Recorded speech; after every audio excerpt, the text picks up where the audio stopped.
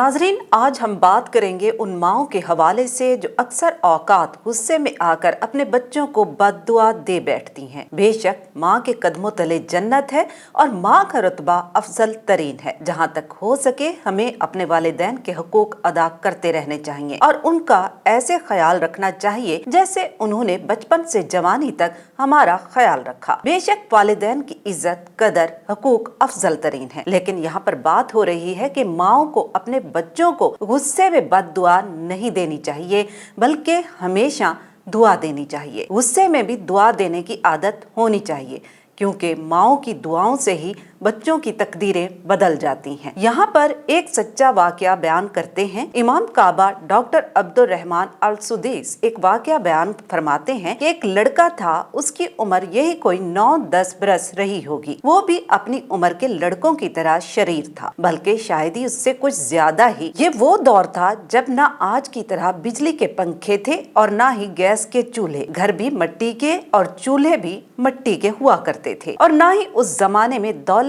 की रेल पेल थी जो आज के दौर में देखी जा रही है। एक दिन उसके घर मेहमान आ गए। उसकी माँ ने अपने मेहमानों के लिए खाना तैयार किया।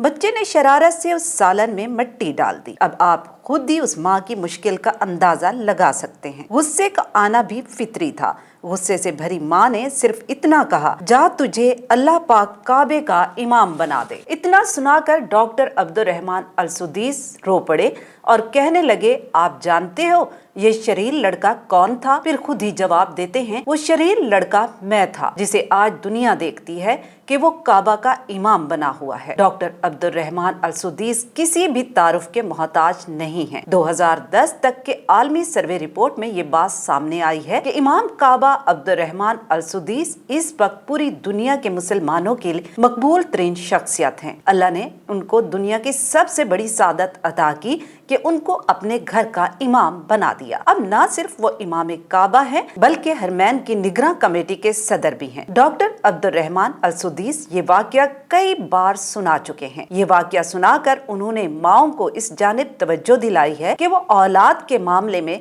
जरा ध्यान दें और गुस्सा या जज्बात से मगलूब होकर अपनी औलाद को बुरा भला ना कहें, क्योंकि माओं के लब की हल्की सी जुम्बिश और औलाद के नसीब लिख देती है। तवज्जो तलब बात यह है कि हमारे माशरे में वालिदैन बिलखसूस माएं औलाद की गलतियों पर उनको बुरा भला कह देती हैं। हमेशा अपनी औलाद को नेक और सालेह होने की दुआ दें, क्योंकि औलाद एक नेमत है और माओं की दुआओं से औलाद की तकदीरें बदल जाती हैं। हत्ता कि कुरान में औलाद को आंखों की ठंडक कहा गया है। जिंदगी की रौनक माल या मकान या खूबसूरत लिबास से हरगिज नहीं, बल्कि जिंदगी की तमाम तर बहारें औलाद के दम से वाबस्ता हैं। अपने बच्चों की कदर करें और हर वक्त उनके लिए दुआ करते रहा करें। Abida Khan, DNN news, Karachi.